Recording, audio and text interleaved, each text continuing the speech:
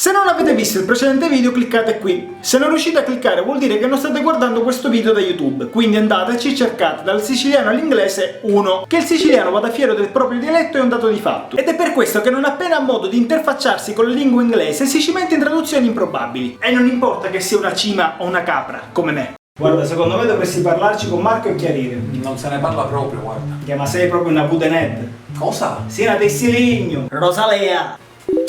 E allora, le è piaciuta la casa che le ho fatto vedere? E insomma, c'è muffa in bagno, il tetto sta crollando, c'è puzza di fognatura. Ma sa come si dice? This is the girlfriend.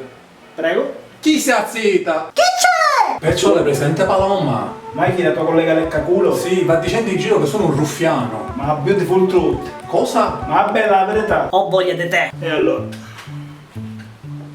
Questa è tua e questa è mia. E perché a me questa qua? Caro mio, Woody Bites is the best part. E chi significa? La cuspaita amico bite. Te cavatillo! E niente, oggi mi escludo il contratto. E che ti hanno detto? Che appena non ho bisogno mi richiamano. Ah, vabbè, The Dog is Dead. Eh? E morì un cane. Come avete già fatto vi invito a suggerirvi le vostre traduzioni improbabili o su YouTube o sulla mia pagina Facebook. Le più belle verranno inserite nel prossimo episodio. Il video è finito. Ma cosa vedo su questo schermo? È Giuseppe Ricotta da Palermo. Lo trovi anche su Facebook.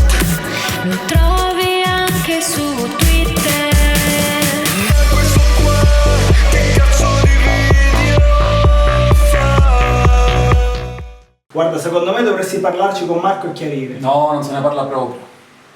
Ho sbagliato.